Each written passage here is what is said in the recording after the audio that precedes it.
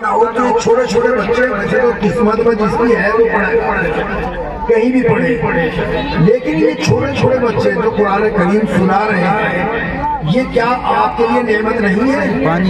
آپ کے گاؤں والوں کے لیے نعمت نہیں ہے؟ جب یہ الحمد پڑھیں گے یا سورہ یا الحاقم التکاثر پڑھیں گے، کوئی بھی سورت پڑھیں گے، کیا گاؤں والوں پر اللہ رحم نہیں کریں گے؟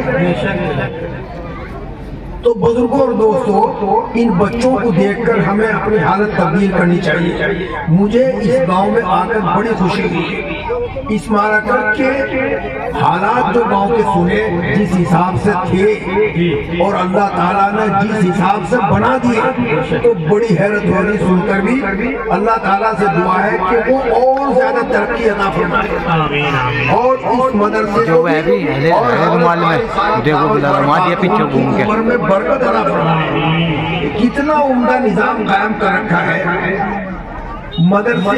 یہ بچے جو ہیں مدرسے کے، غور سے سن لو گاؤں والوں، یہ بچے جو ہیں مدرسے کے، ان کی طرف جو آنکھ بھر کے محبت سے دیکھے گا، اس کے ہاں حافظ پیدا ہو گا۔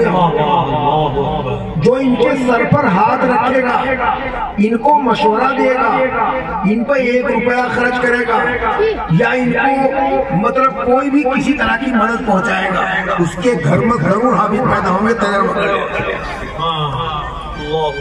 اس لیے ان بچوں سے، اگر یہ چھوٹے چھوٹے بچے مسجد میں جاتے ہیں تو گاؤں والے اگر لوٹا اٹھا لیا، زور سے رکھ دیا، تو گاؤں والے اسے برا بھلا کہتے ہیں کہ تمیز نہیں سکھائی، تمیز نہیں سکھائی۔ جب ہمارے بچے ہمارے گھر میں رہتے ہیں، ہم کچھ تمیز نہیں سکھا سکتے، تو کیا مدرسے والے ایک دن میں سکھا دیں گے؟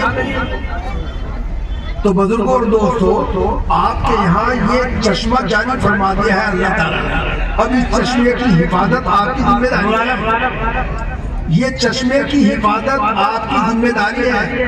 آپ اپنے بچوں کو بھیجیں اور پڑھائیں، انشاءاللہ حافظ تیار ہوں گے اور قیامت میں بغیر حساب کتاب کے جنت ملے گی۔ مجھے امید ہے کہ آپ حضرات مدرسے کی طرف توجہ فرمائیں گے۔ یہ ضروری نہیں، اگر آپ کے پاس پیسے نہیں ہیں تو نہ دیں، اسرار نہیں ہے۔ آپ نہیں دینا چاہتے پیسے مدرسے میں نہ دیں، قرآن کریم پڑھنے والے کا تو اللہ محافظ ہے۔ آپ نہیں دیتے نہ دیں، لیکن ان کے ہاں کبھی نہیں آئے گی، ان کے ہاں کمی نہیں آئے گی۔ آپ مدرسے میں کچھ بھی نہ دے چاہے، لیکن قرآن پاک پڑھنے پڑھانے والے کبھی بھوکا نہیں رہیں گے، کوئی بھی بھوکا نہیں رہیں گے۔ میں اپنے علاقے میں دیوبند کی بات کر رہا ہوں، دیوبند کی، میرے 3-4 بچے تھے اس وقت اور ایک میں تھا، تو ایک 100 بیگھے کا کاشتکار میرے پاس آ کے بیٹھا۔ اس نے میرے سے پوچھا تمہاری تنخواہ کتنی ہے؟ میں نے کہا 550۔ اس وقت 550 تھی۔ وہ کہنے لگے نہیں آپ غلط کہہ رہے ہیں، 550 نہیں، میں نے کہا 550۔ تو میں نے پوچھا بات کیا ہے، بات بتائیے۔ تو وہ کہنے لگا کہ آپ کے 3-4 بچے ہیں اور آپ ہیں، کپڑے بھی ٹھیک ٹھاک پہنتے ہیں، اچھے پہنتے ہیں، بچے بھی اچھا پہنتے ہیں، کھاتے بھی ٹھیک ہیں، اور ہمارے ہاں 100 بیگھے زمین ہے اور ہم ایسے کپڑے بھی پہنتے ہیں اور ایسا حساب بھی ہمارا نہیں ہے۔ تو دیکھو قرآن پاک پڑھنے والوں کے اللہ نے کیسا روم ڈال دیا دل میں لوگوں کے کہ اب بھی وہ سمجھے کہ یہ بڑے مالدار ہیں۔ تو یہ کتنے بڑے اللہ تعالیٰ کی کرم اور مہربانی اور فضل کی بات ہے کہ ہے کچھ نہیں اور ہے سب کچھ۔ تو اس لیے بزرگوں اور دوستوں، اپنے بچوں کو سب سے پہلے قرآن کریم پڑھاؤ اور پھر اللہ تعالیٰ سے امید رکھو، ساری چیزیں ملیں گی، دنیا بھی ملے گی، آخرت ملے گی۔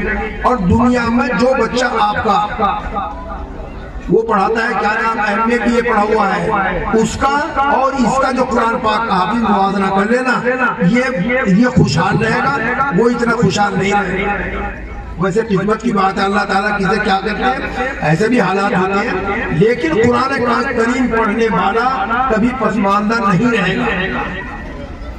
اللہ تعالیٰ ہم سب کو مدرسے کی طرف توجہ کی توفیق عطا فرمائے اور حضرت قاری صاحب کو اور زیادہ عمدہ کام کرنے کی توفیق عطا فرمائے اور ان کی عمر میں خیر و برکت عطا فرمائے اور باری تعالیٰ یہاں قرآن کریم کے حفاظ کو پیدا فرمائے۔